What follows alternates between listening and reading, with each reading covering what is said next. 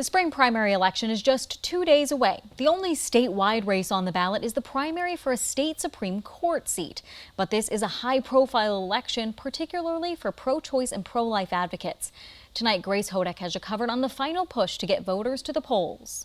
There's a lot on the line for both pro-choice and pro-life activists, as the state Supreme Court election will play a big role in the future of abortion in Wisconsin. The Madison Area Reproductive Rights Coalition for Healthcare, also known as MARCH, gathered in the Capitol Rotunda to give their final message to voters ahead of the primary on Tuesday. This is one of the most crucial times in Wisconsin history where basic human rights are at risk and our democracy is at risk. Reproductive justice is on the table. They say one vote can make a huge difference, and that vote could be yours. We make sure that the election, both on Tuesday and in April, proceed the way that allows Wisconsinites to be able to live the lives that they want. But this final push of voters to the polls is also an effort being made by pro-life activists. We have a law on the books that's saving lives, but we know that ultimately the fate of that law will likely rest in the hands of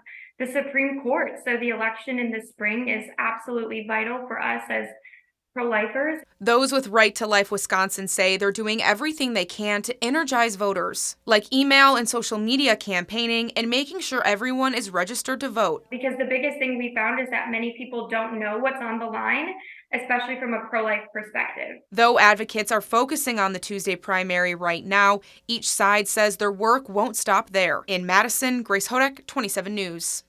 The primary election is Tuesday. In addition to the state Supreme Court race, voters in Madison will be able to vote in a mayoral primary.